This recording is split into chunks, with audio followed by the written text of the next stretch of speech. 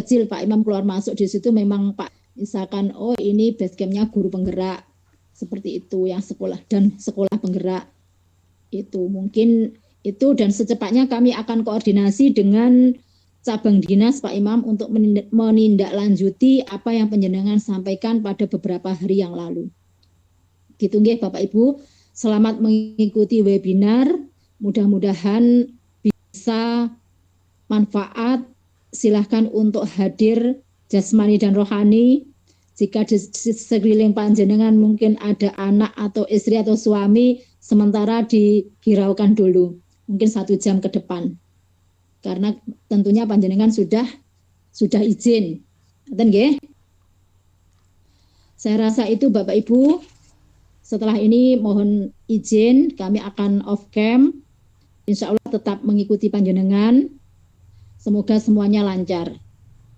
Sebelum saya akhiri, mungkin ada pertanyaan Bapak Ibu, atau langsung saja karena sudah malam ya waktunya. Gimana Pak Moderator?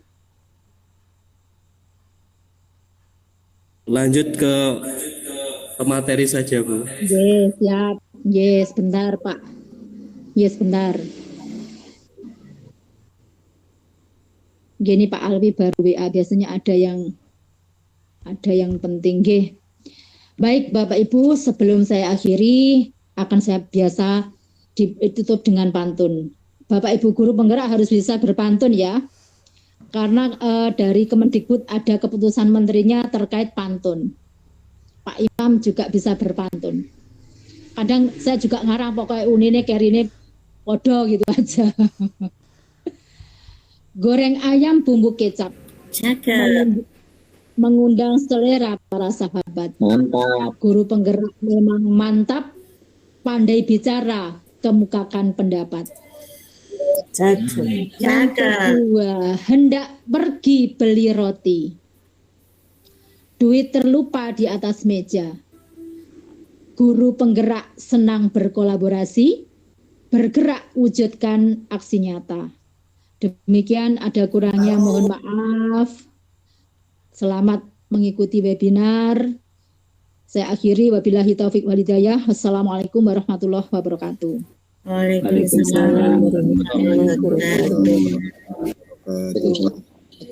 Terima kasih kami ucapkan untuk Bu Binti. Saya yakin tanpa kolaborasi dengan Dinas Pendidikan, kegiatan ini juga tidak bisa berjalan. Dan terima kasih atas masukannya untuk kami refleksi nantinya untuk kegiatannya ke depan. Baik, Bapak Ibu, kita langsung saja menuju acara inti kita, yaitu webinar seri 5 pembelajaran berdiferensiasi implementasi kurikulum merdeka. Sebelum saya mulai, saya perkenalkan dulu ya narasumbernya. Yang pertama, Ibu Hartati Marus Solihah ini adalah Kepala Sekolah Penggerak. Ini salah duanya, SD Penggerak, Sekolah Penggerak yang ada di Kecamatan Kanigoro. Jadi beliau itu anak barep dari Sekolah Penggerak di Kecamatan Kanigoro. Yang kedua, Ibu Hartati ini juga Ketua Peningkatan Mutu Kecamatan Kanigoro. Jadi nanti mutunya Kecamatan Kanigoro itu juga tergantung pada Bu Tati juga. Yang kedua ini Bu Ratna Hayu ini dulu saya kenal itu dari sukuan sampai sekarang sudah diangkat jadi pegawai negeri.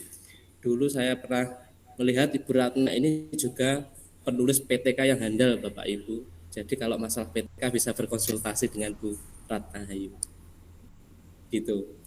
Tanpa berlama-lama, untuk narasumber yang pertama, Ibu Hartati Marus Solihah, waktu dan tempat kami persilahkan. Terima kasih Mas Jota.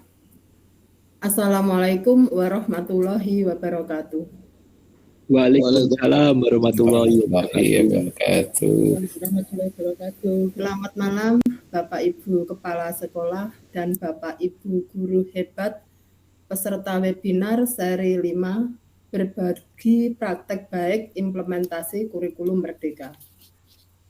Puji syukur Alhamdulillah kami dapat bergabung pada Komunitas Guru Penggerak Angkatan 4 Kabupaten Blitar, Peta Mahardika, untuk berbagi praktek baik dalam rangka mensukseskan kurikulum merdeka. Bapak Ibu, tadi sudah diperkenalkan oleh moderator, kami Kepala Sekolah UPT SD Negeri Bangli 2, pelaksana program Sekolah Penggerak Angkatan 2 Kabupaten Blitar. Guru saya, Ibu Ratna Hayu, guru kelas dari UPT SD Negeri Bangli 2. Materi yang akan kami sampaikan di sini, sebelumnya kami dapatkan dari fasilitator PSP, juga dari pengawas sekolah kami, langsung dari pengawas sekolah PSP, yaitu Bapak Heru Dwi Cahyono, baik dari pendampingan daring, luring, lokakarya, dan naskah akademik prinsip pengembangan pembelajaran berdiferensiasi dari Kemendikbudristek, serta penerapan di Satuan Pendidikan UPT SD Negeri Bangli 2 yang beberapa waktu kemarin langsung pendampingan luring dari fasilitator kami, Ibu Dr. Ranti Novianti dari dosen UM.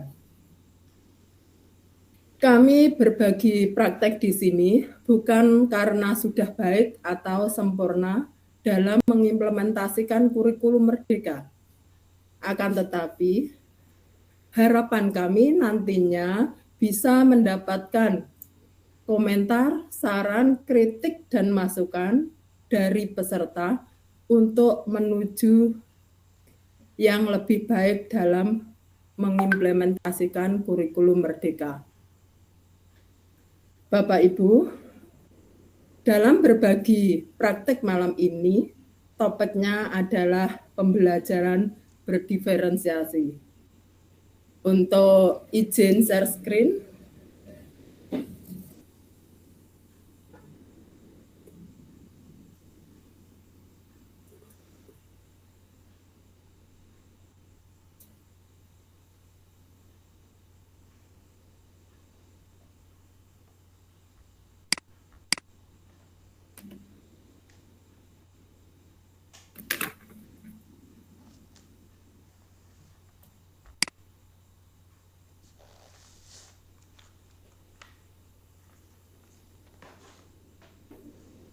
Bapak Ibu, maaf, PPT kami dapat terlihat? Jelas. Bisa Ibu. Jelas. Ya, terima kasih. Berbagi praktek baik implementasi kurikulum merdeka dengan topik pembelajaran berdiferensiasi. Latar belakang diferensiasi itu kembali ke tugas awal kita sebagai guru, adalah menyediakan lingkungan belajar yang memungkinkan setiap anak untuk dapat tumbuh dan berkembang secara maksimal sesuai dengan kodratnya masing-masing, dan memastikan bahwa dalam prosesnya anak-anak tersebut merasa selamat dan bahagia. Serupa seperti para pengukir, Bapak Ibu, yang memiliki pengetahuan mendalam tentang keadaan kayu, jenis-jenisnya, keindahan ukiran, dan cara-cara mengukirnya. Seperti itulah seorang guru seharusnya memiliki pengetahuan mendalam tentang seni mendidik. Bedanya, guru mengukir manusia yang memiliki hidup lahir dan batin. Ini dari Ki Hajar Dewantoro. Pengertian diferensiasi. Diferensiasi maksudnya adalah kurikulum diimplementasikan dalam suasana pembelajaran yang disesuaikan dengan keadaan peserta didik, dengan tetap memberikan hak pendidikan yang sama untuk semua peserta didik sesuai kebutuhan dan perbedaan setiap individu. sebelum dilanjut, kita menyamakan persepsi dulu. Pengertian dari pembelajaran berdiferensiasi. Pembelajaran berdiferensiasi adalah proses belajar mengajar di mana peserta didik dapat mempelajari materi pelajaran sesuai dengan kemampuan, apa yang disukai, dan kebutuhannya masing-masing, sehingga mereka tidak frustasi dan merasa gagal dalam pengalaman belajarnya. Jadi tidak ada istilah drop out atau bahasa zaman saya sekolah dulu tidak nutut, itu tidak ada dalam pembelajaran berdiferensiasi.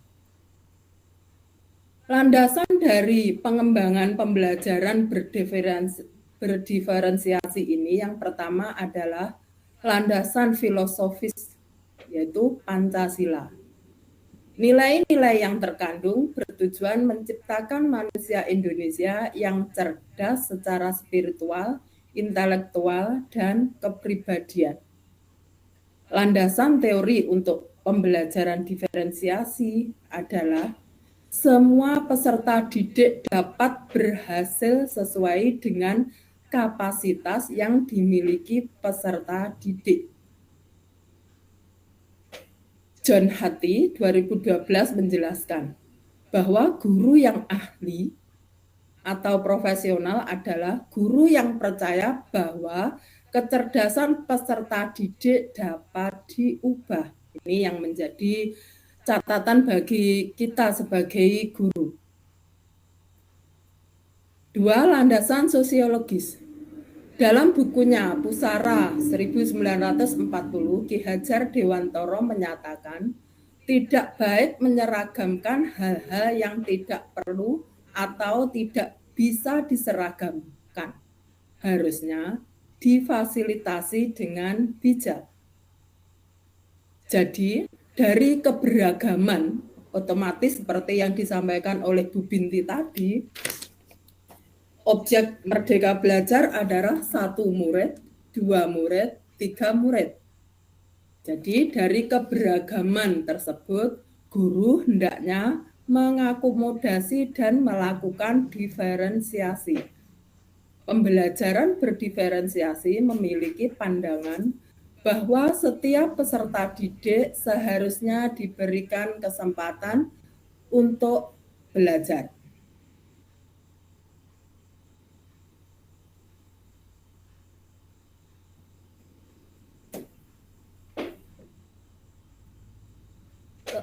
Tiga, landasan hukum. 1. Undang-Undang Nomor 20 Tahun 2003. Ini tidak asing lagi, mulai kita sekolah di keguruan. Ini tentang Sisdiknas atau Sistem Pendidikan Nasional. Disebutkan bahwa pendidikan adalah usaha sadar dan terencana untuk mewujudkan suasana belajar dan proses pembelajaran agar peserta didik secara aktif mengembangkan potensi dirinya untuk memiliki kekuatan spiritual keagamaan, pengendalian diri, kepribadian, kecerdasan, akhlak mulia, serta keterampilan yang diperlukan dirinya, masyarakat, bangsa, dan negara. Yang kedua, Peraturan Pemerintah Nomor 57 Tahun 2021 tentang Standar Nasional Pendidikan atau SNP. Pada pasal 12 ayat 1 poin F disebutkan bahwa pelaksanaan pembelajaran diselenggarakan dalam suasana belajar yang memberikan ruang yang cukup bagi prakarsa, kreatif, kemandirian sesuai dengan bakat, minat, dan perkembangan fisik. 3. Permendikbud nomor 22 tahun 2021 tentang rencana strategis Kementerian Pendidikan dan Kebudayaan tahun 2020 sampai 2024 dalam kebijakan Merdeka Belajar. Lampiran Peraturan Mendikbud nomor 61 tahun 2014 tentang kurikulum tingkat satuan pendidikan pada pendidikan dasar dan menengah. Pada prinsip pengembangan KTSP disebutkan berpusat pada potensi, perkembangan, kebutuhan, dan kepentingan peserta didik dan lingkungannya pada masa kini dan yang akan datang. KTSP itu kalau sekarang adalah KOSP, Kurikulum Operasional Satuan Pendidikan. Itu yang penyusunannya disesuaikan dengan karakteristik satuan pendidikan. Di dalam karakteristik tersebut utamanya adalah tentang peserta didik. Ciri-ciri pembelajaran berdiferensiasi. Yang pertama, bersifat proaktif. Yang kedua, menekankan kualitas daripada kuantitas. 3, berakar pada asesmen. Yang ketiga, keempat, menyediakan berbagai pendekatan dalam konten, proses pembelajaran, produk yang dihasilkan, dan juga lingkungan belajar. Ciri berikutnya adalah berorientasi pada peserta didik. Yang ketujuh, merupakan campuran dari pembelajaran individu dan klasikal. Di sini guru berkesempatan kepada peserta didik untuk kadang-kadang belajar bersama-sama secara klasikal dan dapat juga belajar secara individu. Ciri berikutnya adalah bersifat hidup. Guru berkolaborasi dengan peserta didik terus-menerus termasuk untuk menyusun tujuan kelas maupun individu dari para peserta didik. Di sini dari Kathleen Tucker 2011 menjelaskan pentingnya pembelajaran diferensiasi. Yang pertama, menantang peserta didik yang cerdas untuk menggali pembelajaran secara lebih dalam. Menyediakan dukungan bagi peserta didik tingkat bawah atau peserta didik dengan ketidakmampuan belajarnya.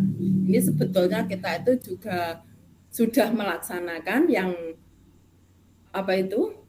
pertama itu melalui analisis penilaian itu yang pertama yang di atas KKM dulu itu diadakan pengayaan, yang kurang itu remedi. Terus dari yang lebih atau di atas KKM itu pentingnya pembelajar berdiferensiasi nomor 2. Memberi kesempatan peserta didik untuk menjadi tutor sebaya. Ini juga baik sekali karena kadang anak itu ketika dijelaskan gurunya itu untuk bertanya itu kurang berani. Tetapi ketika yang jelaskan temannya sendiri, dia akan merasa enjoy sehingga dia juga mudah menerima materi yang belum dipahami.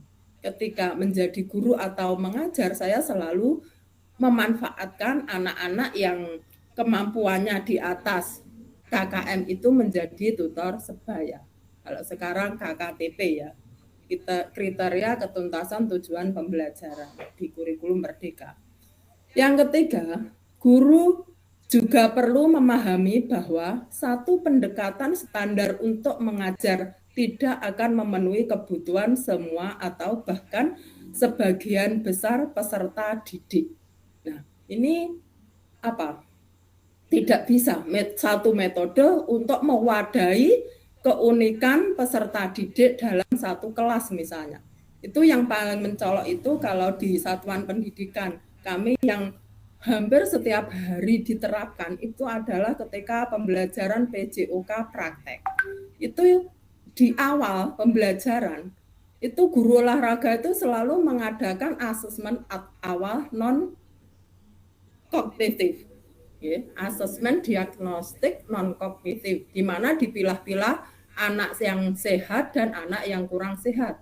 Yang kurang sehat pembelajarannya di dalam kelas, yang sehat ikut praktek di lapangan.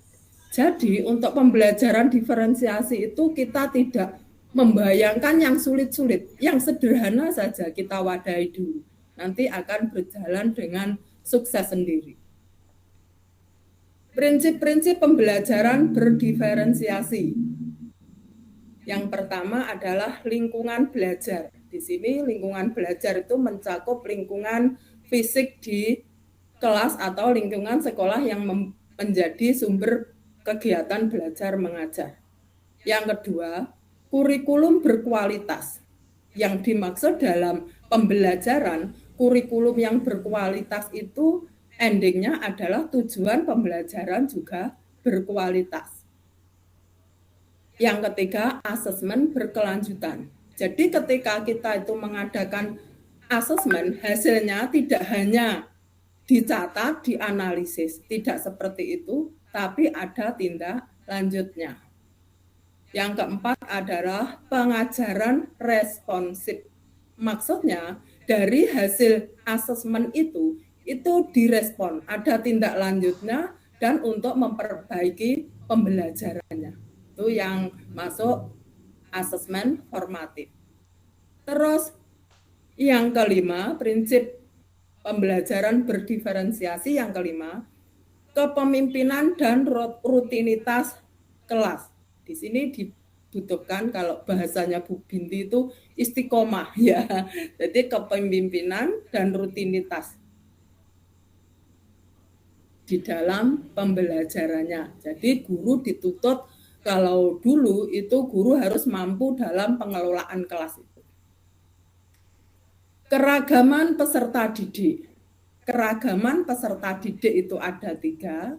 Yang pertama minatnya, yang kedua kesiapan belajar. Jadi kesiapan belajar itu mencakup sejauh mana peserta didik itu mengetahui materi yang tercantum dalam tujuan pembelajaran. Yang ketiga adalah profil belajar. Profil belajar itu di dalamnya adalah gaya belajar siswa. Mana siswa yang auditori, kinestetik, dan visual. Elemen yang berdiferensiasi. Aspek yang ada dalam kendali atau kontrol guru dalam pembelajaran berdiferensiasi. Yang pertama lingkungan belajar, yang kedua konten, ketiga proses, keempat produk. Panduan antara elemen berdiferensiasi dan keragaman peserta didik. Keragaman peserta didik yang meliputi 3 tadi, yaitu kesiapan belajar, minat, dan profil belajar, itu dipadukan dengan elemen berdiferensiasi yang meliputi konten, proses, produk, dan lingkungan belajar tadi. Penilaian pembelajaran berdiferensiasi. Endingnya adalah penilaian itu pada rapot yang merupakan laporan hasil pembelajaran kepada, kalau guru kepada kepala sekolah, kepada siswa, kepada wali murid, dan dinas yang terkait. Penilaian rapornya yang pertama meliputi penilaian progres, yaitu perkembangan anak dalam mengikuti pembelajaran. Yang kedua, penampilan. Penampilan di sini adalah kemampuan siswa dalam mencapai ketuntasan tujuan pembelajaran. Yang ketiga adalah proses.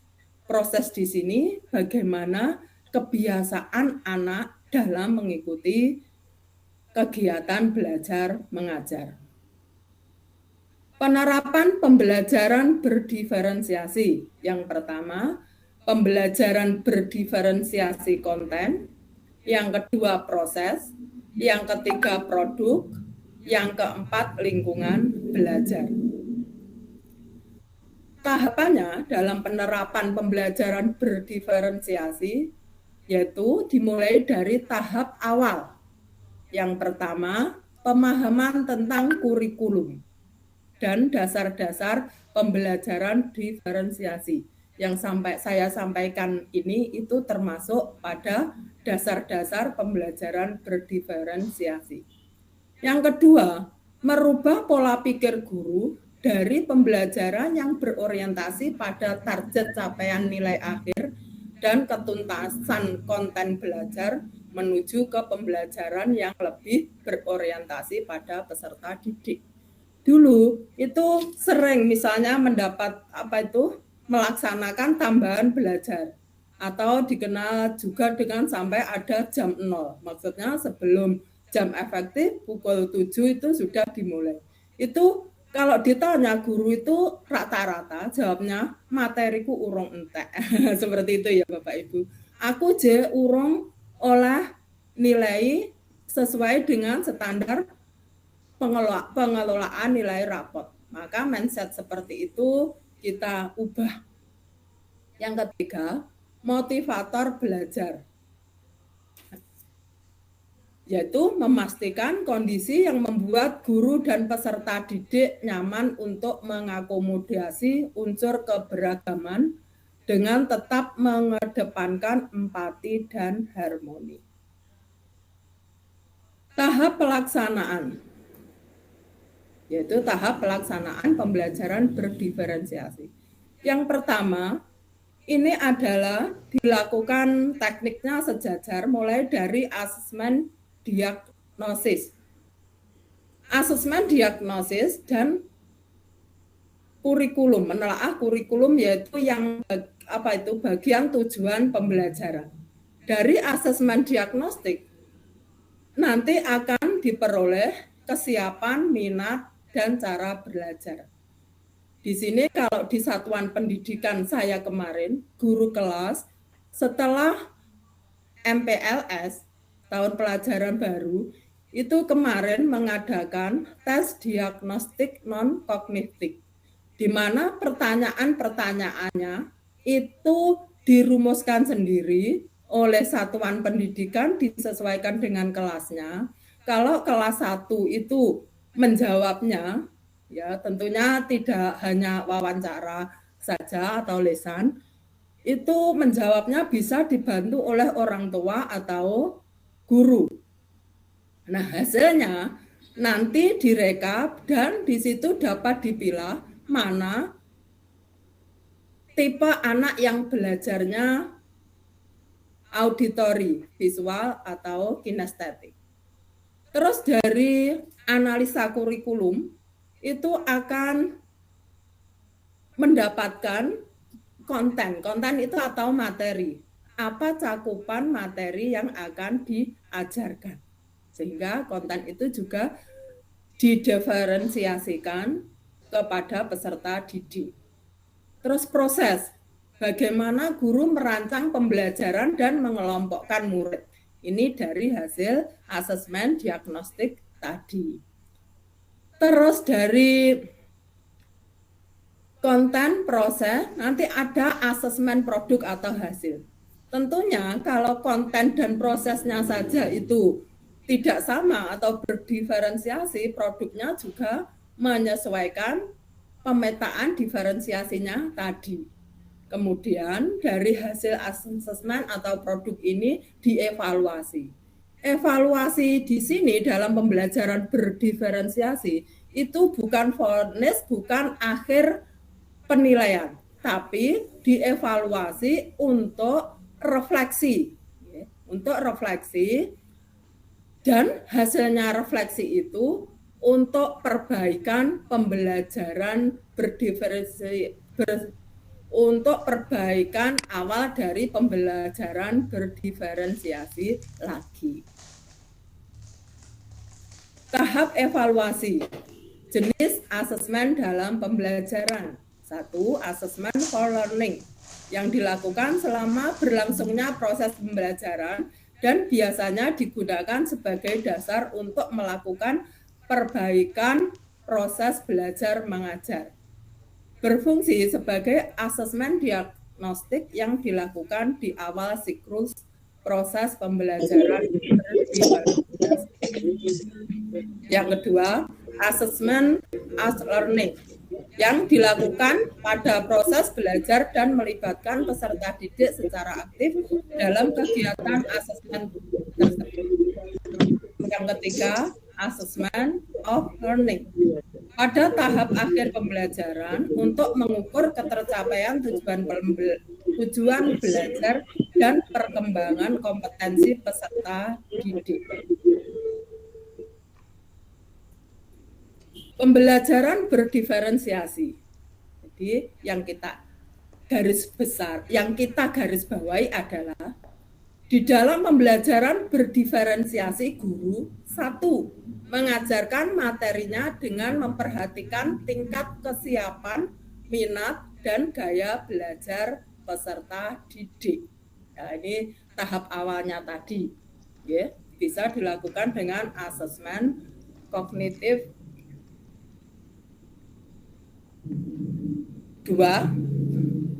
Memodifikasi isi pelajaran, proses pembelajaran, produk atau hasil dari pembelajaran yang diajarkan, dan lingkungan belajar di mana para peserta didik belajar. 3.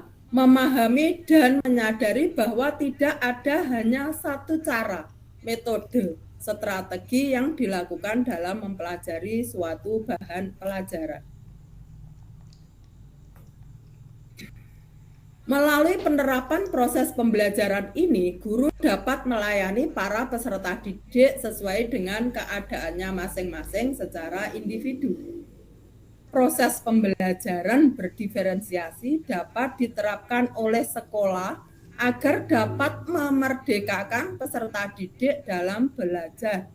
Karena peserta didik tidak dituntut harus sama dalam segala hal, tapi dapat mengekspresikan dirinya sesuai dengan keunikannya masing-masing. Nah, ini yang terakhir gambaran pembelajaran berdiferensiasi profil siswa, yaitu gaya belajar kinestetik, visual, auditori. Endingnya, semua anak itu berhasil dalam belajarnya. Terima kasih. Itu materi tentang pembelajaran berdiferensiasi dari saya. Untuk selanjutnya, waktu saya kembalikan kepada moderator. Terima kasih kami sampaikan untuk Bu Hartati. Semoga dengan penjelasan Bu Hartati tadi kita akan lebih mendalami lagi tentang pembelajaran berdiferensiasi itu apa. Untuk selanjutnya, langsung saja saya persilahkan untuk Bu Ratna Hayu. Waktu dan tempat kami silakan. Terima kasih Mas Delta. Assalamualaikum warahmatullahi wabarakatuh. Waalaikumsalam warahmatullahi wabarakatuh. Saya dikasih berapa menit ini Mas Delta?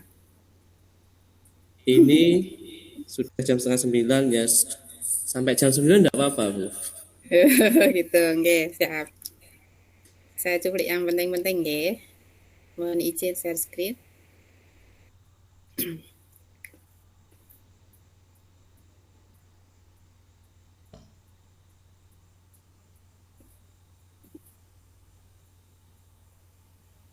Sudah tertampil Bapak Ibu? Sudah, Bu. Oke. Nah, ini kita langsung saja nggih. Tadi sudah di depan kita mengikut tentang penjelasan tentang pembelajaran berdiferensiasi dari Bu Hartati ya. Kita setiap harinya di kelas kita itu tentunya banyak sekali beragam anak-anak nggih, tidak ada yang sama, bahkan anak kembar pun nggak ada yang sama. Jadi untuk memenuhi kebutuhan belajar siswa yang berbeda-beda itu, berarti jawabannya tadi yaitu pembelajaran berdiferensiasi. Nah, setelahnya, nah ini yang saya rangkum, yang saya alami di kelas. Apa saja kesalahan guru dalam mengajar selama ini?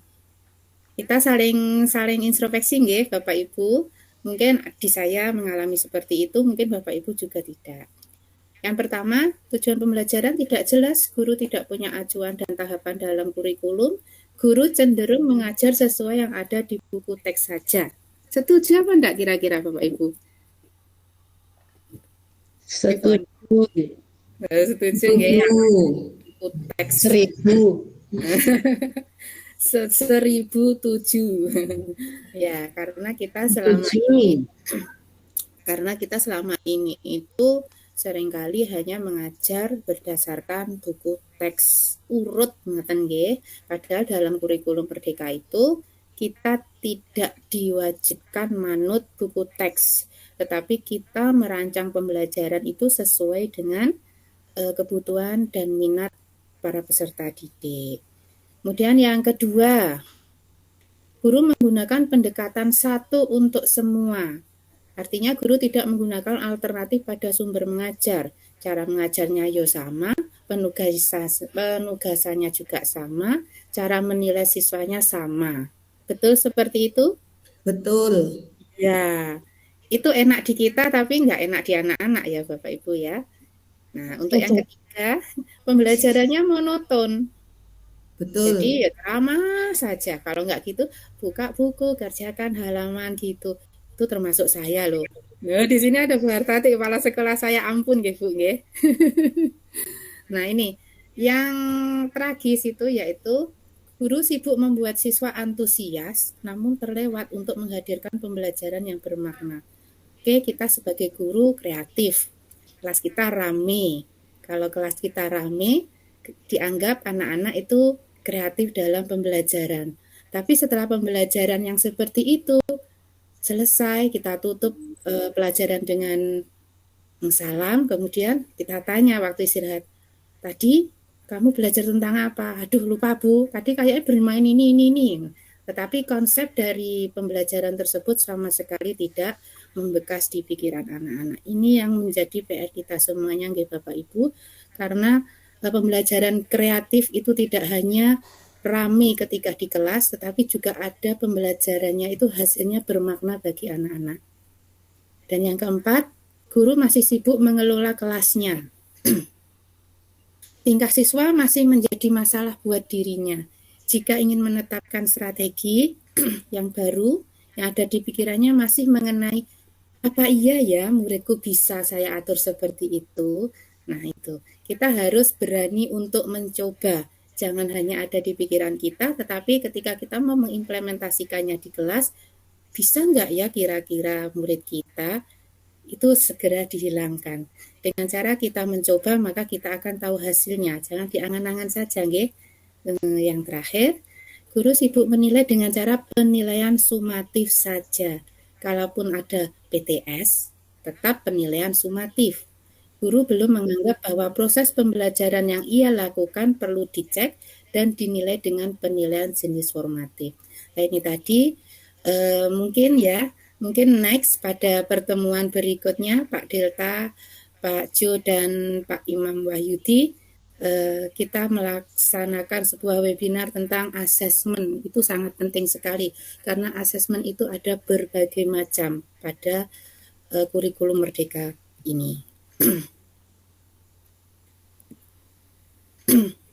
Lanjut, untuk dapat menerapkan pembelajaran berdiferensiasi di kelas, hal yang harus dilakukan oleh guru antara lain. Nah ini, yang pertama, melakukan pemetaan kebutuhan belajar berdasarkan 3 aspek seperti yang sudah diutarakan oleh Bu Hartati tadi, yaitu ada kesiapan belajar, minat belajar, dan profil belajar murid.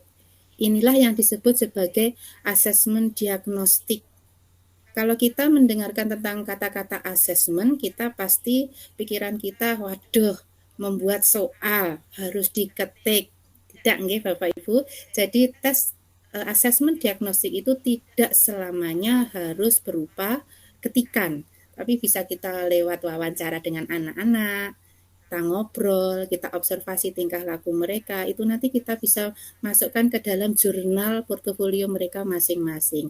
Itu bisa kita gunakan untuk merencanakan pembelajaran berdiferensiasi berupa, kalau dalam kurikulum Merdeka itu namanya adalah modul ajar.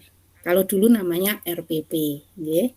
Kemudian yang kedua, setelah kita tahu bisa memilah anak-anak berdasarkan misalnya profil belajar murid.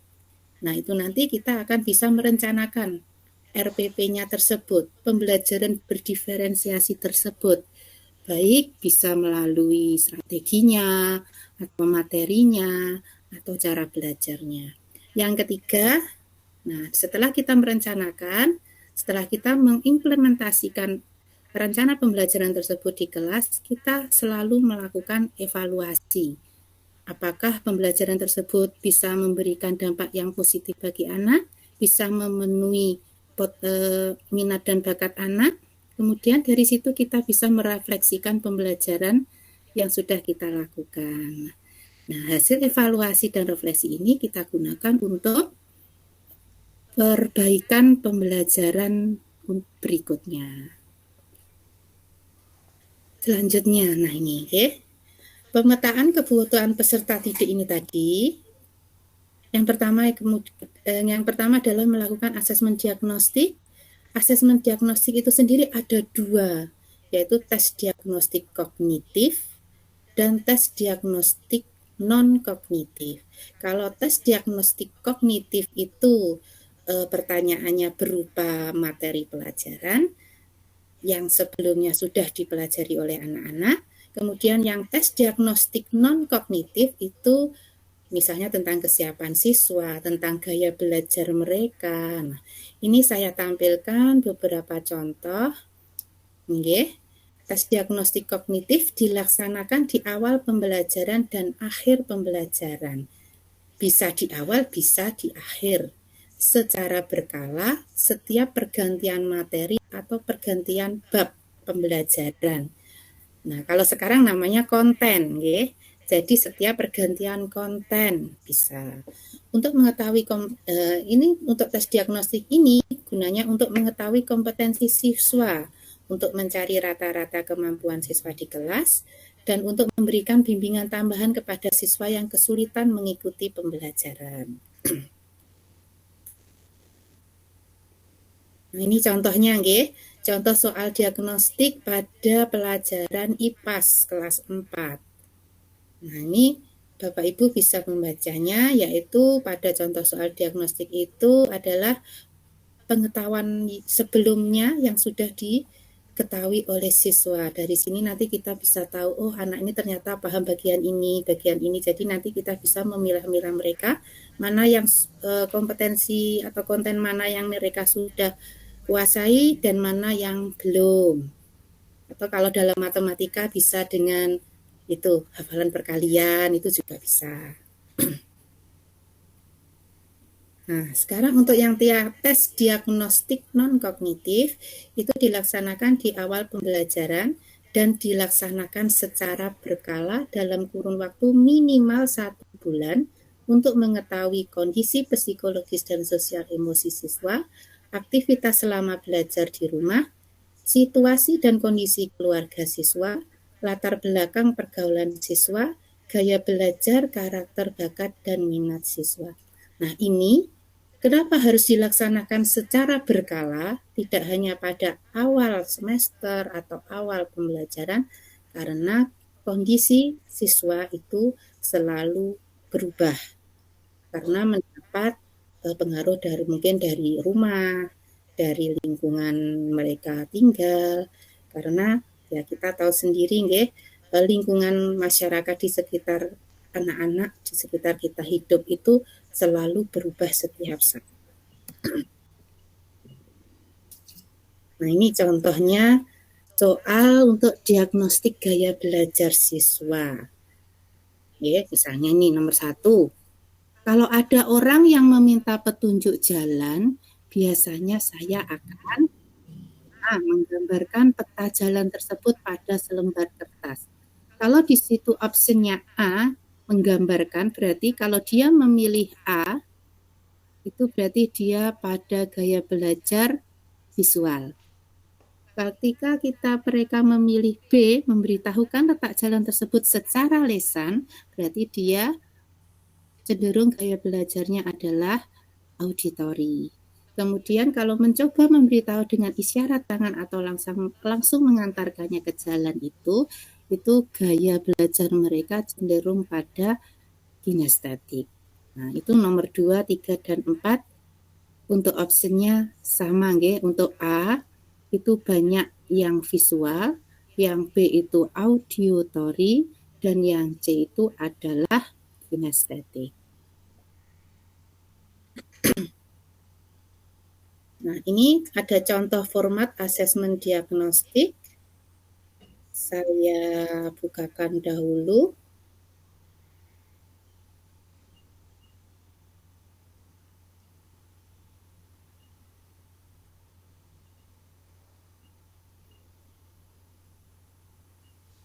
Sudah tertampil Bapak Ibu?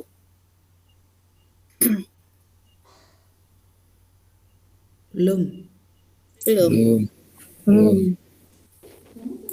Belum. Oke, bentar.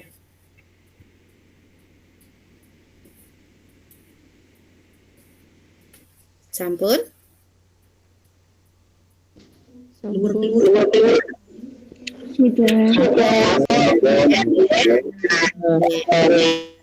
Ini nanti Bapak Ibu enggak usah mencatat, nanti pada akhir sesi saya kirim link Google Drive-nya. Jadi nanti mungkin Bapak Ibu bisa mempelajarinya bila ada waktu longgar di sekolah, ya. Nah, ini yang sudah saya terapkan di kelas 4, yaitu saya lebih fokus pada pada asesmen diagnostik non-kognitif tentang gaya belajar peserta didik. Ya. Nah, ini seperti ini Bapak Ibu. Yang pasti yang pertama itu adalah identitas sekolah. Ya. Nah, ada timnya. Ini kebetulan timnya cuma saya juga baru mencoba nggih Bapak Ibu. Terus kemudian ada kisi-kisinya juga. Nah, kisi-kisinya ini tentang ciri-ciri yang mendeskripsikan apa itu gaya belajar visual, apa itu gaya belajar auditoris, dan apa itu gaya belajar kinetis, kinestetik, gerak, yang lebih suka pada gerak-gerak. Nah, seperti ini nggih. Untuk gaya belajar ini saya membuat kuesioner. Nah, ini nanti Bapak Ibu monggo nanti bisa dicermati dan juga nanti bisa diadopsi. Kalau perlu ya kita saling sharing, mungkin ada yang lebih baik ya nanti bisa sharing di sini atau di lain waktu mungkin nggih. Pada naskahnya ini harus ada nama peserta didik.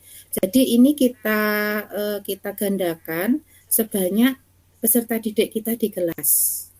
Oke, jadi satu anak satu kuesioner yang harus diisi. Nah, dari sini misalnya untuk nomor 1, pada waktu belajar untuk penilaian atau ulangan harian, PTS dan PAS, apakah kamu memilih? Nah, ini. Misalnya, saya memilih membawa catatan, membaca judul, subjudul dalam buku dan melihat diagram dan ilustrasi. Berarti kalau seperti ini kata-katanya, maka dia kecenderungannya pada gaya belajar apa Bapak Ibu kira-kira? Siapa yang bisa melihat? Visual. Oke, visual. Terus jadi kalau anak-anak itu memilihnya terserah, kita nggak bisa kamu harus milih ini, kamu harus milih itu, tidak boleh. Jadi ini harus dikerjakan anak sendiri-sendiri secara mandiri karena ini berkaitan dengan diri mereka masing-masing. Oke. Jadi anak-anak nanti bisa setelah membaca ini pilih jawaban misalnya A, ditulis di sini A gitu. Itu berlaku sampai beberapa ini. Nah, Bapak Ibu bisa memperhatikan antara poin A di nomor 1 sampai nomor 14 kalau nggak salah. Sampai nomor 14 ini selalu sama nggih. Untuk A itu selalu yang visual. Yang B itu auditory dan yang C itu kinestik atau kinestetik. Ini memang saya susun seperti itu untuk mempermudah saya. Oh, anak ini memang benar-benar gaya belajarnya apa gitu. Ya, ini ini juga ada. Nah, ini untuk yang lain juga bentuk lain. Ketika berbicara kecenderungan gaya bicara saya. Nah, ini. Nah, ini pada akhir dari anak-anak menyelesaikan pengisian instrumen atau kuesioner, kita mempunyai seperti rubrik lembar analisisnya. ini kita pakai, kita buat satu anak juga satu berdasarkan hasil pengisian instrumen di atas. Bapak Ibu nggak harus tiga-tiganya dipakai, enggak, cukup satu saja cukup. Itu tadi contohnya ada 3 ya. Misalnya nama peserta didik Ratna, nomor absen 12, kelasnya kelas 4. Terus skor yang diperoleh, kita lihat jumlah jawaban A berapa, jumlah jawaban B-nya berapa, jumlah jawaban C-nya berapa. Nah, dengan begitu kita nanti akan bisa mengelompokkan anak tersebut pada gaya belajar apa. Misalnya, kalau jumlah jawaban yang paling banyak itu A, berarti ini kecenderungannya gaya belajarnya visual. Berarti kita bisa menggunakan berbagai macam media yang benar-benar bisa dilihat dan digunakan oleh anak dalam pembelajaran. Terus misalnya lagi, apabila jawaban yang paling banyak adalah B, maka gaya belajarnya auditory. Demikian seterusnya.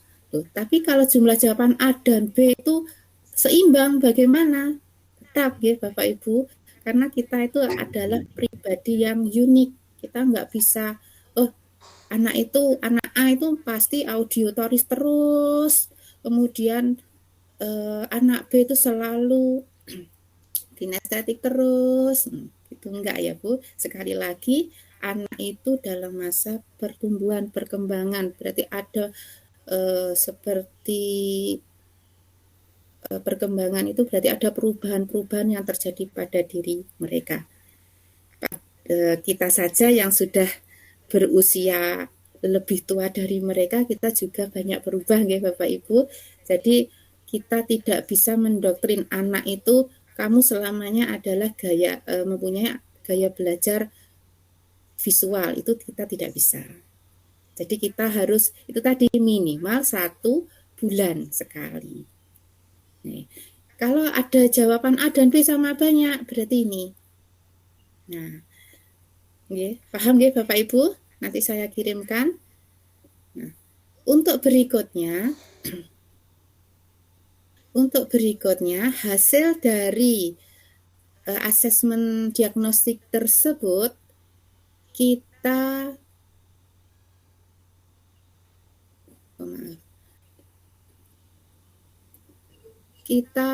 terapkan pada penggunaan RPP-nya. Nah, ini dari asesmen diagnostik tersebut kita dapatkan datanya, nama muridnya. Yang masuk visual siapa saja, kita tulis. Masuk auditory siapa saja, masuk kinestetiknya siapa saja. Dengan demikian, maka kita bisa mengelompokkan mereka sesuai dengan gaya belajarnya di kelas. Dari sini, kita nanti bisa merumuskan atau menyusun sebuah rencana pembelajaran, di mana di situ kita bisa melakukan diferensiasi konten itu materi, diferensiasi prosesnya, dan kemudian diferensiasi produknya. Oke. Mohon diingat, diferensiasi itu bukan sebuah plot, ya. Jadi dengan adanya pembelajaran diferensiasi itu jangan membuat anak-anak merasa iri dengan kelompok lain. Jadi kita membuat sebuah diferensiasi harus seimbang. Oke, misalnya untuk pembelajaran yang saya beri contoh itu tentang ekosistem dan jaring-jaring makanan. Untuk diferensiasinya, untuk anak-anak yang visual, saya menyiapkan gambar jenis hewan, gambar berbagai ekosistem. Kemudian untuk yang auditorinya, beberapa video ekosistem dan jaring-jaring makanan. Karena dalam video itu juga ada suara, ya. Kemudian untuk kinestetiknya menunjukkan ekosistem yang ada di lingkungan sekolah. Jadi kita menggunakan lingkungan sekolah, mungkin ada taman, berarti nanti anak-anak bisa mempelajari ekosistem taman yang ada di sekolah. Untuk diferensiasi prosesnya, untuk visualnya kita menggunakan banyak gambar, alat bantu visual saat menjelaskan. Karena anak-anak yang cenderung gaya belajar visual, mereka itu lebih mudah menangkap materi ketika mereka itu melihat sebuah benda, sebuah gambar. Untuk audiotorinya menyediakan video yang dilengkapi penjelasan lisan yang dapat diakses oleh siswa karena mereka lebih mudah menangkap materi ketika mereka mendengar apa isi dari materi yang mereka pelajari. Kemudian untuk yang kinestetik, maka mereka harus aktif untuk bergerak. Misalnya kita membuat sudut belajar seperti pojok baca seperti itu, atau mungkin yaitu tadi kita ke taman sekolah. Nah, mereka dengan cara sering bergerak aktif, maka mereka lebih mudah untuk menerima materi pembelajaran.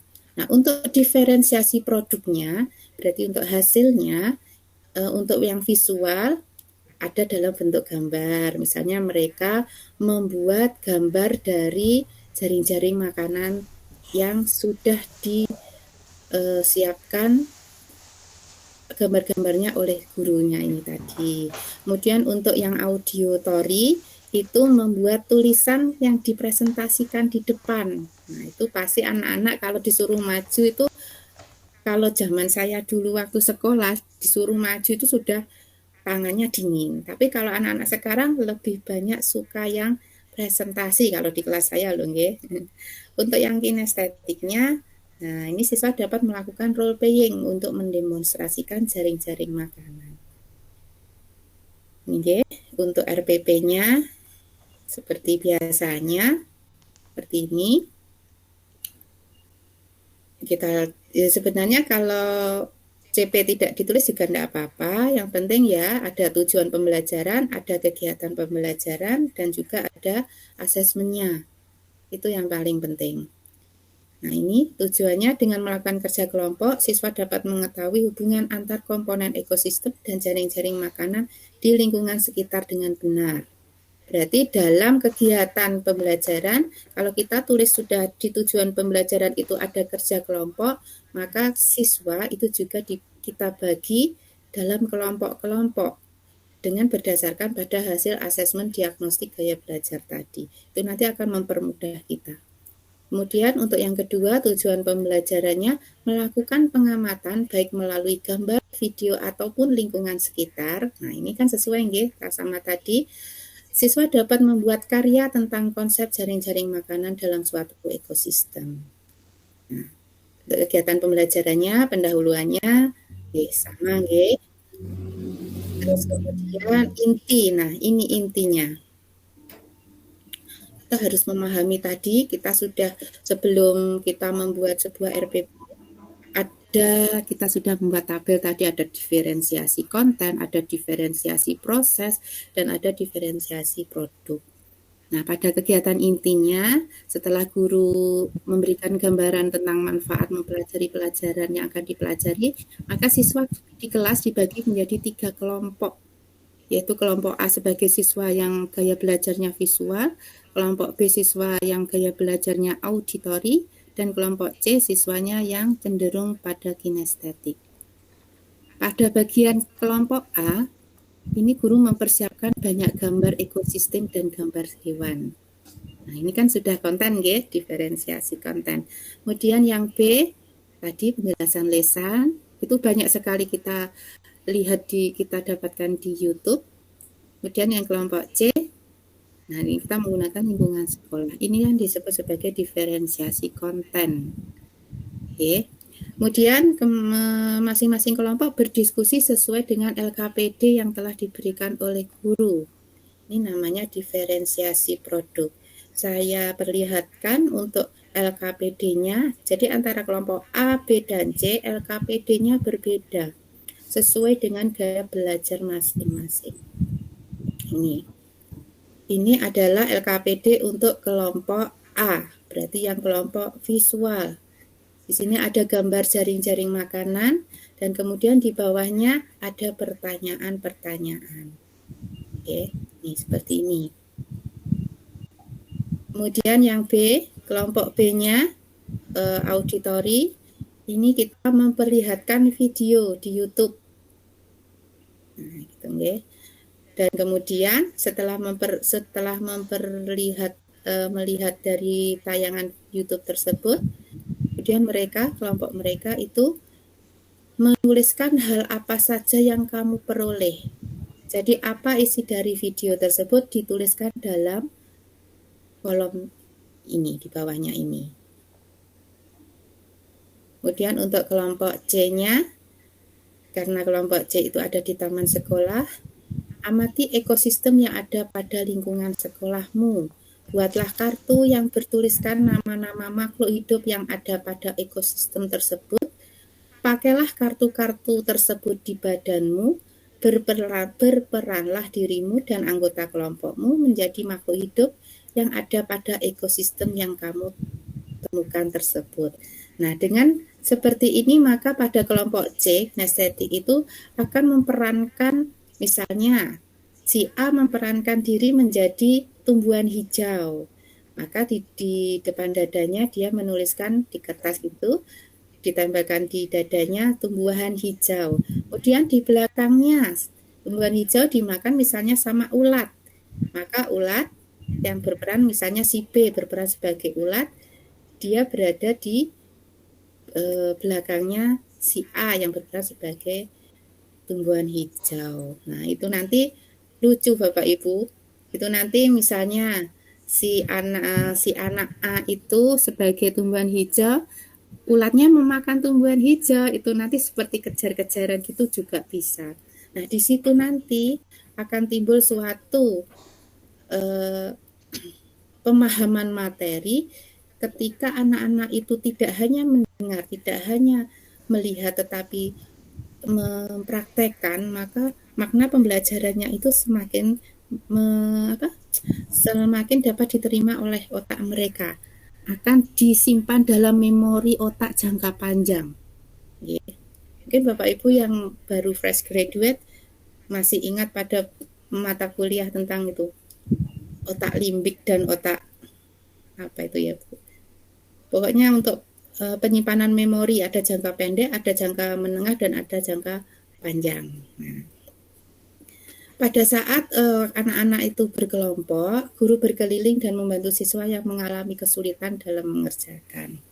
Kemudian, guru memperbolehkan siswa memilih cara mendemonstrasikan pemahaman mereka tentang ekosistem dan jaring-jaring. Jadi itu tadi untuk misalnya kelompok A milih, Bu saya tak bentuk gambar ya, itu bisa. Untuk tulisannya tadi, untuk yang anak-anak kelompok B, yang auditory setelah melihat video, mereka juga bisa membuat sebuah tulisan yang kemudian nanti dipresentasikan. Dan yang ketiga, yang kelompok C, itu tadi melalui role playing.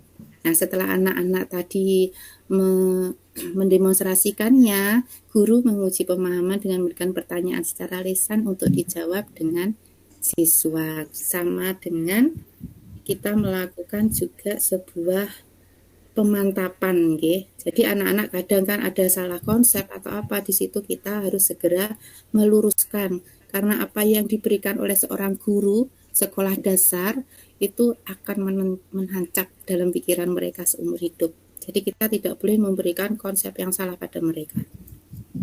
Karena itu nanti akan sangat-sangat sulit membekas di pemikiran mereka. Nah, setelah itu membuat kesimpulan bersama-sama dan refleksi. Refleksinya kita biasanya senang nggak hari ini, seperti itu nggih. Terus kita juga bisa membuat seperti emotikon-emotikon ini. Ini merupakan salah satu materi juga yang sangat menarik, pembelajaran sosial emosional, di mana kita nanti bisa menggiring anak-anak untuk lebih fokus pada pembelajaran. Ada ilmunya tersendiri juga ini. Mungkin next Pak Jo bisa memberikan waktu juga untuk pembelajaran emosional, ya. Demikian Bapak Ibu yang dapat saya sampaikan. Ini adalah praktek baik yang sudah saya lakukan di sekolah. Mungkin Bapak Ibu lebih baik dari saya. Nanti kita bisa sharing bersama-sama.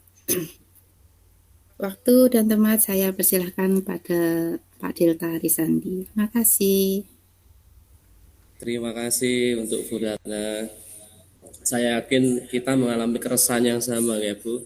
Setelah lost learning selama 2 tahun itu saya rasa anak-anak itu kita butuh effort yang lebih tinggi untuk mengkondisikan anak-anak untuk berbelajar, istilahnya belajar lagi untuk konsentrasi lagi dalam pembelajaran.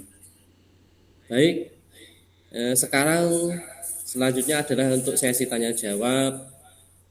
Monggo Bapak Ibu di sesi pertama termin pertama ini 5 penanya kami persilahkan.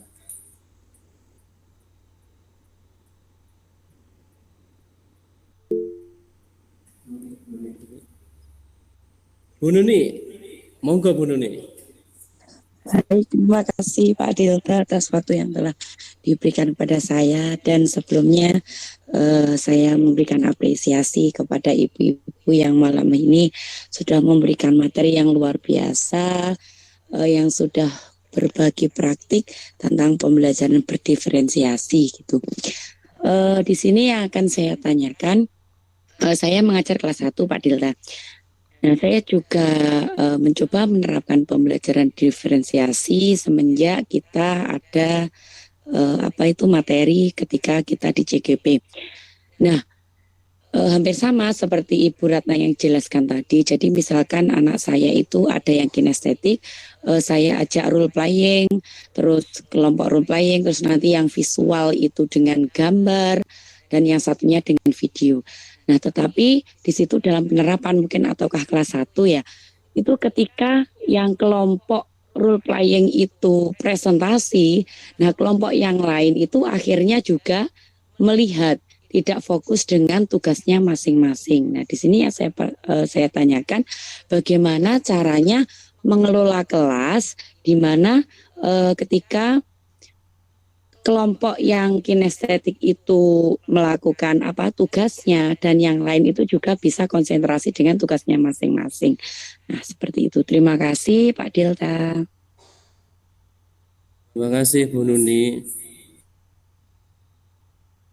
Ini saya ulangi lagi pertanyaannya Bu. Bisa langsung dijawab atau menunggu pertanyaan yang lain, Bu Ratna, Bu Tati? Langsung jawab saja nggih, Mas Delta, nanti lupa. Siap Bu. Pertanyaan dari Bu Nini tadi, cara mengelola kelas Bu ketika anak yang model kinestetik atau auditory sedang melakukan presentasi ya, agar anaknya itu bisa fokus untuk mengerjakan tugas. Seperti itu ya Bu Nuni ya? Iya, betul Pak Dilta. Monggo Bu Ratna atau Bu Tati. Langsung saja dari Bu Ratna sebagai pelaku langsung dalam pembelajaran berdiferensiasi di kelas. Oke. Terima kasih Bu Nuni atas pertanyaannya. Nah, inilah tantangannya kita sebagai guru harus bisa manajemen kelas nggih Bu Nuni. Jadi ketika anak-anak itu berada pada kelompoknya sendiri-sendiri, kita harus bisa memfokuskan mereka pada kegiatan tersebut. Jadi intinya ketika kita membuat sebuah LKPD harus diselesaikan oleh mereka sesuai dengan gaya belajar mereka, kita harus bisa mengalokasikan waktu untuk LKPD A, B, C itu kira-kira waktunya harus hampir bersamaan. Selesainya harus hampir bersamaan. Gitu. Jadi ketika kita anak-anak sudah selesai, belum Bu? Oke, berapa waktu yang kalian perlukan gitu. Jadi kita nggak boleh harus 10 menit harus sudah selesai, itu nggak boleh. Okay. Jadi itu kita harus, itu namanya keyakinan kelas Bu Nuni. Okay. Jadi sebelum kita itu melakukan sebuah pembelajaran, kita harus menyusun sebuah keyakinan kelas. Apa itu keyakinan kelas? Keyakinan kelas itu adalah peraturan yang dibuat oleh siswa sendiri, tanpa ada campur tangan guru. Jadi yang membuat siswa sendiri, yang melakukan siswa sendiri. Apabila ada yang tidak sesuai dengan keyakinan kelas tersebut, maka yang memberi kompensasi itu juga adalah siswa sendiri. Untuk anak kelas 1 mungkin bisa dicoba Bu Nuni buat kesepakatan ya. Keyakinan kelas itu kesepakatan kelas. Nah, untuk masalah kerja kelompok tadi, ketika ada yang role playing, anak lainnya akhirnya berhenti. Nah, ketika kita membuat sebuah presentasi, membuat sebuah demonstrasi tentang pemahaman materi mereka, itu waktunya jangan terlalu lama selangnya. Jadi misalnya siapa yang siap dahulu, maka itu yang maju. Kemudian kalau sudah anak-anak itu sudah selesai mengerjakan LKPD-nya masing-masing, mengerjakan tugasnya masing-masing. Jadi mereka bisa fokus. Kemudian ketika ada anak yang role playing selesai, apa kritik kalian, apa saran kalian. Nah, itu juga membuat mereka bisa belajar untuk mengemukakan pendapat, berbicara di depan umum. Jadi anak-anak tidak hanya diam-diam dan menunggu penjelasan dari guru. Demikian Bu Nuni kiranya dari saya. Mungkin Bu Hartati ingin menambahkan, monggo. Sudah pas. Baik, terima kasih Bu Ratna. Bu Nuni, kira-kira ada umpan balik lagi untuk Mbak Ratnanya? Ya, terima kasih Bu Ratna. Jadi tadi sih saya simpulkan bahwa saya sebenarnya juga sudah membuat kesepakatan kelas. Nah, mungkin karena anak kelas 1 gitu ya Bu ya. Jadi misalkan anak-anak butuh waktu berapa menit. Nah, ternyata di situ dari perbedaan kelompok tadi itu ada yang selesai, ada yang tidak. Jadi misalkan nanti kesepakatannya misalkan 20 menit gitu. Misalkan 20 menit itu selesai dan nanti yang sudah siap itu maju, atau misalkan dari 20 menit itu ada yang belum selesai, itu bagaimana Bu? Ataukah tetap kita kita presentasi terus yang lainnya juga memperhatikan atau bagaimana? Misalkan kita kan kesepakatannya kelas misalkan 20 menit. Nah, ternyata ada kelompok yang belum selesai. Nah, itu bagaimana? Kita menunggu Bu, kalau bisa kita menunggu. Jadi ketika presentasi semua anak sudah bisa fokus melihat anak lain atau kelompok lain yang presentasi. Jadi kita sudah selesai gitu Bu Nuni. Belum loh Bu. Oke, kita tambah berapa waktunya gitu. Jadi ketika kita itu bertanya pada anak, kemudian anak menentukan sendiri waktunya, mereka pasti bisa disiplin waktu Bu Nuni. Gitu Bu. Ya, baik, terima kasih Bu Ratna. Sami-sami. Malam ini dapat dapat ilmu yang banyak dari penjenengan semua. Terima kasih Pak Dilta. Sama-sama Bu Nuni. Mungkin ada teman yang lain?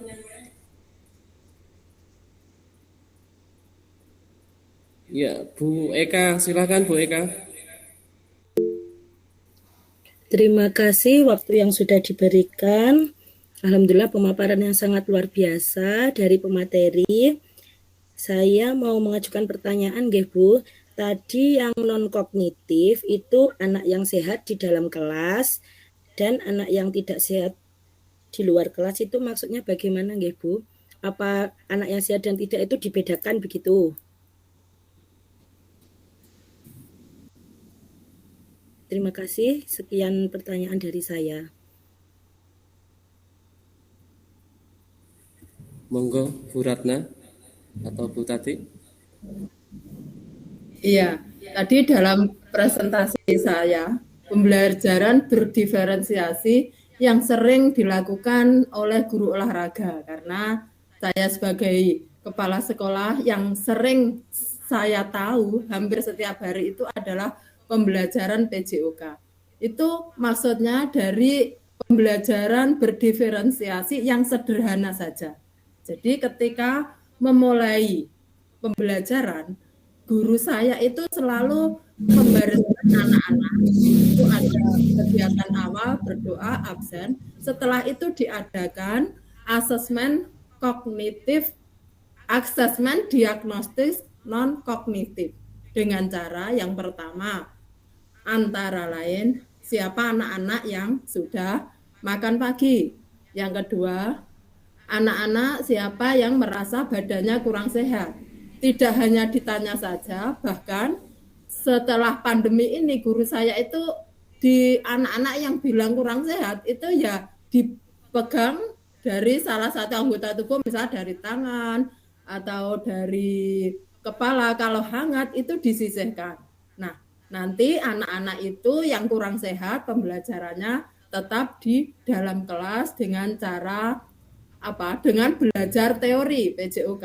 Yang sehat itu praktek di lapangan. Kebetulan di depan sekolah saya itu ada lapangan, sehingga kalau olahraga itu kalau panas ya betul-betul panas. Yang kurang sehat tadi diberi materi, nanti dititipkan guru yang tidak mengajar, misalnya guru piket yang kebetulan kelasnya diajar oleh guru agama, untuk menunggui anak-anak yang kurang sehat belajar di dalam kelas itu tadi. Sedangkan yang sehat menerima materi PJOK yang praktek di lapangan. Tuh. Mungkin Bu Ratna menambahkan.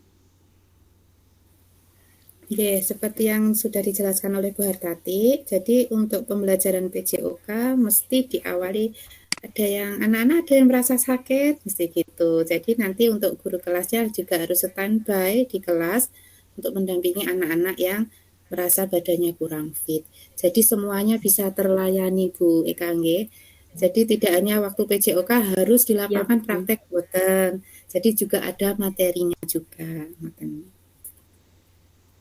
Terima kasih Bu, jawabannya ini membuat kita ya sebagai guru kelas lebih sama anak itu loh, seperti perhatian gitu ya Bu ya. Kalau ada yang sakit atau yang bagaimana, ini kita harus segera bisa menyikapinya. Jadi mereka yang merasa sakit juga merasa diperhatikan. Jadi anak itu merasa loh gitu, ketika kita mengajar dengan hati, maka mereka bisa menerima kita sebagai orang tua pure gitu di sekolah. Bahkan ada anak-anak itu yang lebih suka kepada gurunya daripada dengan orang tua.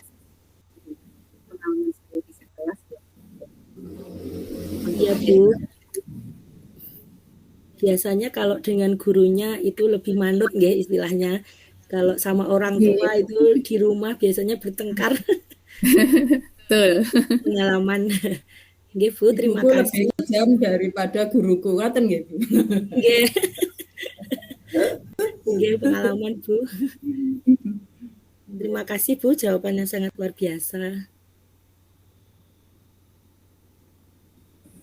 Terima kasih Bu Ratna, Bu Eka. Intinya anak itu tidak hanya didiferensikan pada pembelajarannya saja ya Bu, juga pada aspek kesehatan itu juga harus diperhatikan, apalagi ketika pelajaran yang PJOK yang fisik itu baik. Untuk selanjutnya ada Bu Anis Suhairia, monggo Bu.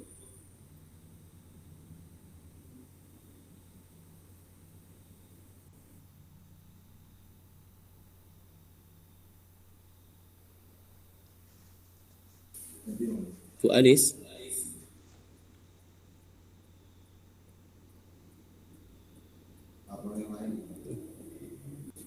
Kelihatannya masih ke belakang ini ya.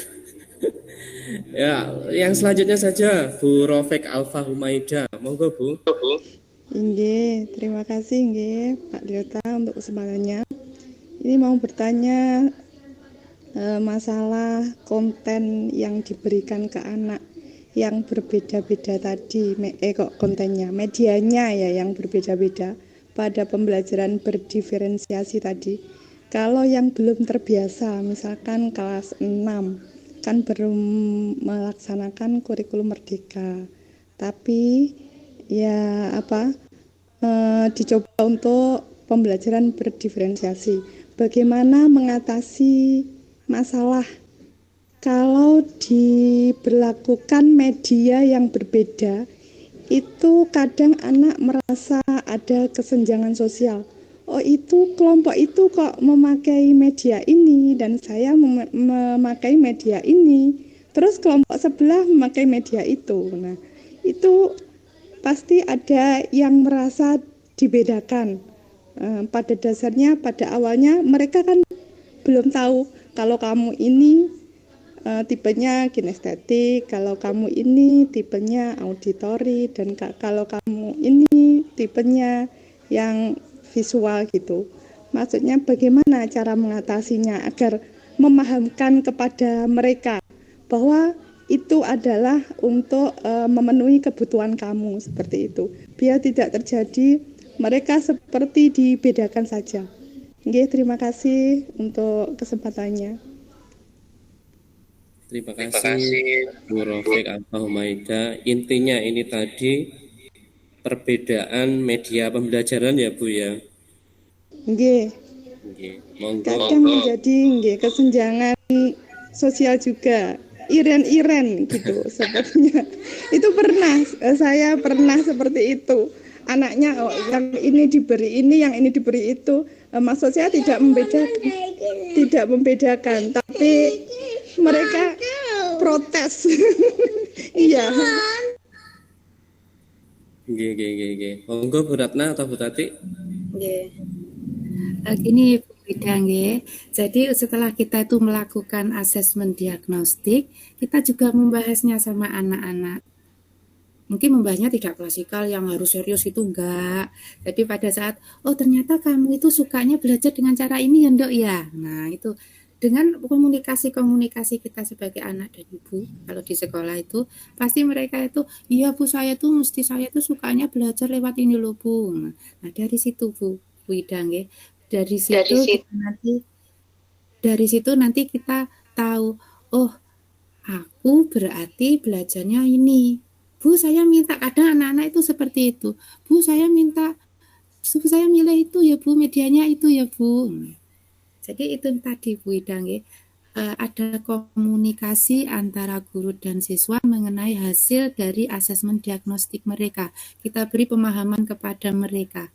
Jadi ketika mereka kelompok B ada video, ingin lihatlah, boleh silahkan.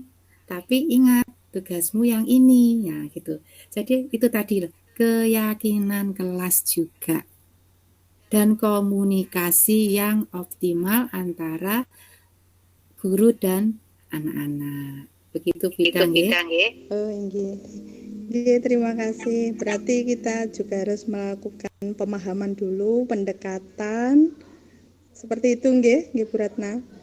Nggih. Jadi kita di kelas itu tidak harus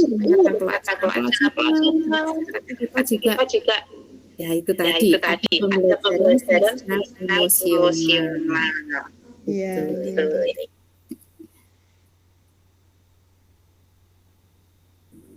Terima kasih Bu Rofik, Bu Ratna. Ini semakin malam semakin menarik ya. Ini kalau tidak dibatasi waktu bisa nanti jam 12 nih Pak Imam. Monggo, ada keresahan lagi. Mumpung bisa ketemu ini bisa dibahas. Ini ada pakar-pakar yang bisa membantu kita dalam menyelesaikan permasalahan keresahan kita yang ada di sekolah. Oke, Bu Diana Nur Khalifah, monggo silahkan. Oke, terima kasih atas kesempatan yang diberikan. Alhamdulillah hari ini saya pikir cukup menarik pembahasannya tentang pembelajaran diferensiasi yang merupakan hal baru, akan tetapi sebenarnya kalau boleh saya matur itu kita sebenarnya sudah sadar atau tidak sadar sudah menerapkan ya, di pembelajaran kelas kita masing-masing, akan tetapi untuk teori-teorinya kita masih awam dan belum begitu paham. Kemudian tadi saya menyimak di sini ada dijelaskan bahwa diferensiasi tadi memuat tiga diferensiasi yang pertama konten, kemudian proses dan produk ya. Tadi kalau saya menyimak seperti itu, kemudian yang ingin saya tanyakan, apakah pada implementasinya itu seorang guru harus menerapkan ketiganya, ataukah di dalam RPP itu bisa saja memuat hanya satu atau dua diferensiasi yang mana itu kembali disesuaikan dengan hasil asesmen kognitif ataupun non kognitifnya. Kemudian yang kedua, ini yang saya tanyakan masih ada hubungannya dengan pertanyaan sebelumnya tadi, Bu Alfa tadi, ketika anak-anak dibentuk kelompok berdasarkan gaya belajar mereka, kemudian masing-masing kelompok disajikan metode berdasarkan kontennya tadi, apakah penerapannya memang seperti itu? Artinya kelompok ini melihat video, terus kemudian kelompok ini mendengarkan mungkin penjelasan atau ceramah Bapak Ibu gurunya, kemudian mungkin yang kinestetik diajak ke luar lapangan atau seperti itu, ataukah sebagai seorang guru kita bisa ya ketiganya itu kita sampaikan. Artinya ketika yang pertama mungkin membahas tadi jaring-jaring itu seorang guru ceramah dulu, membahas menjelaskan dulu tentang materi tersebut, kemudian disambung dengan disajikan video, kemudian disambung lagi dengan misalnya mencontohkan dengan lingkungan sekitar sekolah seperti itu atau sekitar rumah. Terima kasih atas penjelasannya. Baik, terima kasih Bu Diana. Ya, yang pertama tadi penerapan pembelajaran diferensiasi, apakah semua konten itu harus diterapkan, Bu Ratna? Terus yang kedua, penerapan kelompok diferensiasi itu apakah kita harus menyampaikan semuanya, misal ceramah dulu atau video dulu atau ada kegiatan role playing atau yang lainnya, begitu Bu Ratna. Begitu nggih Bu Diana? Nggih, Pak.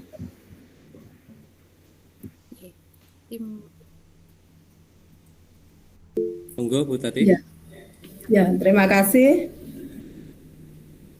Pertanyaan dari Bu Diana tadi ya tentang diferensiasi konten, proses, produk. Itu kembali lagi ke tahap awal tadi bahwa pembelajaran diferensiasi itu diawali dari hasil asesmen. Yang pertama adalah yang didiferensiasikan itu betul konten. Jadi dari hasil asesmen awal tadi, misalnya ada siswa A, B, C. Itu dari hasil asesmen kognitif, diagnostik kognitif, misalnya ada 5 tujuan pembelajaran, itu yang A itu hanya istilah Jawanya nutut sampai 3 tujuan pembelajaran. Berarti kontennya nanti juga sampai 3 tujuan pembelajaran dan seterusnya. Sedangkan proses ini kemarin itu kebetulan saya praktekkan, Bu. Saya praktekkan di kelas 1, saya ingin aksi nyata di PMM itu ada pembelajaran berdiferensiasi. Saya mempraktekkan di kelas 1 yang pada waktu itu modul ajarnya atau RPP saya buat sendiri. Terus di situ saya ketika yang pertama itu menggunakan media pembelajaran visual, saya menayangkan video. Ternyata ada beberapa anak itu yang sudah tidak mengamati videonya, tapi langsung bilang, Bu, aku kilo, mau kon garap apa, Bu? Ya namanya kelas 1, berarti itu saya fasilitasi dengan langsung membaca bacaan yang pada waktu itu saya buat sendiri dan lembar kerjanya.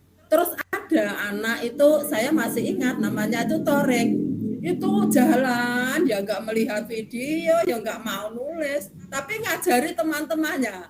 Oh ini berarti kinestesis. Terus dia itu asesmennya apa? Asesmennya produk itu berarti nanti pada tes wawancara. Itu tetap disesuaikan dengan minat, kesiapan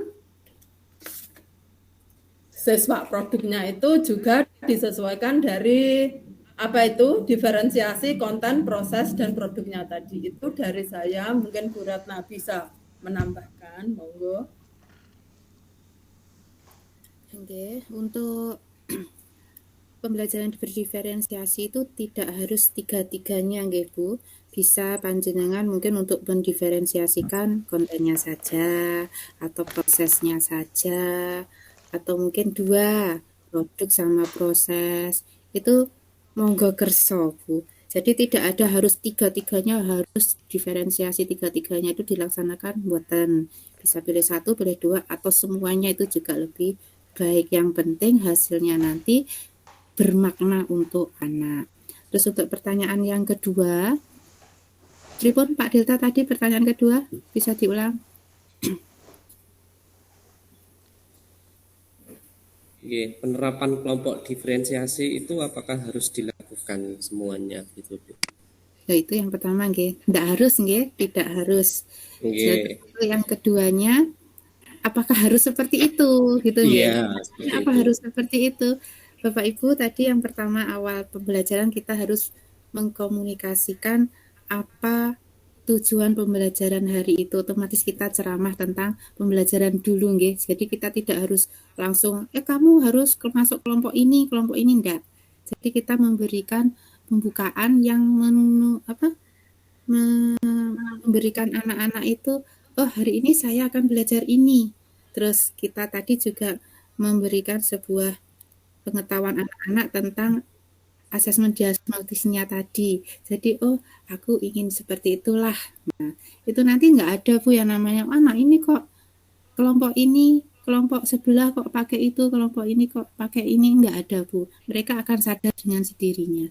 Asalkan itu tadi Bu, nggih, komunikasi. Intinya tetap komunikasi. Ngoten Bu.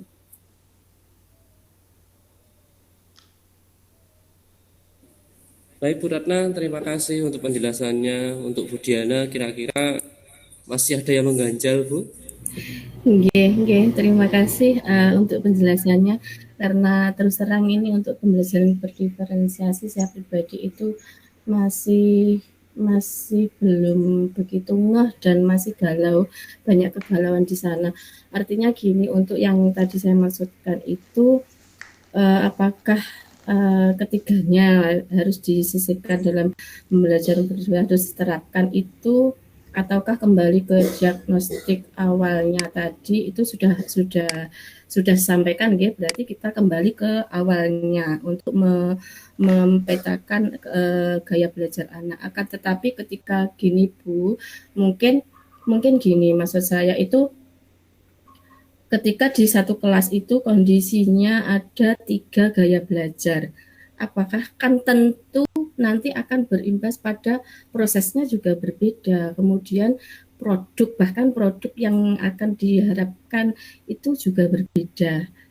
Tetapi ketika kelas ini ketika sudah didiagnostik, oh ternyata hanya memuat 2 gaya belajar anak, misalnya kita ambil dari gaya belajarnya, tentu ini akan dari konten itu ada dua metode, kemudian prosesnya itu juga 2 metode untuk mengcover anak yang gaya belajarnya 2 tipe tadi, kemudian produknya otomatis juga 2. Apakah seperti itu? Ini terus saya masih galau Bu Ratna, karena kita sebenarnya juga sama-sama CGP Angkatan 7 nggih Bu, mohon maaf. Akan tapi saya pribadi itu masih, dan kemarin ketika di proses sesi elaborasi juga kurang banyak saya pikir untuk kesempatan mengajukan pertanyaan seperti itu. Terima kasih.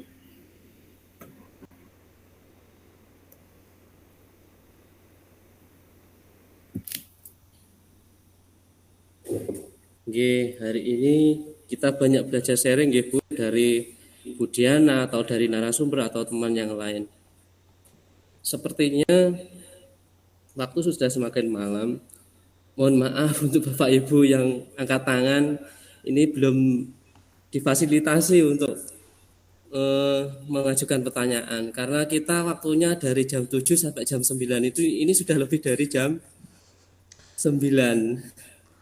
Mohon maaf nggih Bu Nazar. Ya, nggak apa-apa. Waktunya kurang. Lagi, kalau kita bahas pendidikan tidak akan ada habisnya, saya yakin itu. Ya. Baik, untuk sesi malam ini saya mengucapkan terima kasih sebelumnya untuk para narasumber dan teman-teman yang sudah mau berkenan hadir untuk mengikuti webinar series 5 ini. Saya mengutip beberapa pernyataan dari Bu Tati dan Bu Ratna. Yang pertama, pembelajaran different. Namanya different itu berbeda, baik dari segi tipe belajar ataupun dari tadi yang Bu Tati sampaikan, sampai kesehatan pun itu diperhatikan ya, anak waktu pelajaran PJOK. Kalau Bu Ratna tadi menggambarkan bahwa ternyata kita itu kalau di apa ya, kalau di petani itu ternyata kita tuh banyak melakukan kesalahan dan itu sangat berdosa sekali. Itu menguntungkan kita, kata Bu Ratna, menguntungkan kita tapi tidak menguntungkan untuk anak. Dari peserta tadi luar biasa, ini kalau kayak saya rangkum tidak akan cukup nanti waktunya. Begitu. Sekali lagi saya ucapkan terima kasih bagi Ibu narasumber, luar biasa hebat. Jangan lupa Bu Ratna nggih, materinya untuk di-share nanti Google Drive-nya. Sampun, Pak. Oh nggih, terima kasih. Mungkin dari saya bisa saya akhiri cukup sekian. Mohon maaf, ini saya masih belajar. Mungkin ada beberapa kesalahan yang saya tidak sengaja maupun sengaja. Saya sebagai manusia biasa memohon maaf kepada Bapak Ibu yang berkenan hadir untuk malam ini. Dari saya cukup sekian, saya akhiri. Wassalamualaikum warahmatullahi wabarakatuh. Waalaikumsalam warahmatullahi wabarakatuh. Waktu saya sangat Waalaikumsalam warahmatullahi wabarakatuh. Terima kasih Pak Delta, Bapak Ibu pemateri. Tadi ada Pak Imam, Bu Binti, Bu Hartati, Bu Rahayu. Ini kiranya masih butuh disambung lagi Pak Imam, mungkin di lain kesempatan nanti mungkin di seri selanjutnya apa berdiferensiasi part 2 atau jilid 2 ngoten Pak Imam diagendakan biar nanti ini bisa kita bedah kupas mungkin dengan tetap duet maut antara Bu Hartati dengan Bu Rahayu atau ditambahkan lagi yang lebih membuat kita lebih gayeng lagi. Sekali lagi terima kasih untuk Bapak Ibu semuanya. Mohon untuk bisa on kamera kita foto bersama sebelum kita akhiri untuk pertemuan malam ini. Sesi foto Pak Johar. Oh iya, sesi foto. Monggo bisa on kamera yang mungkin bisa memungkinkan on kamera. Saya mohon untuk dokumennya. Pak Imam yang foto atau saya ini Pak Imam? Jenengan aja Pak. Yang hasilnya baik itu Pak Imam. Pak Imam ya. Monggo Pak Imam. Pak Heru, monggo on kamera Pak Heru. Pengawas saya Pak Imam. Telepon Pak Imam saya hitung ya. 1, 2, Pak 3. Delta. Oh Pak Delta. Monggo Pak Delta.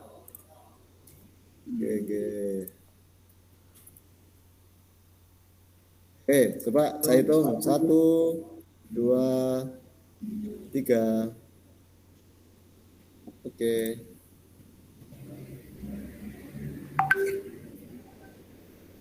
Terima kasih Bapak Ibu.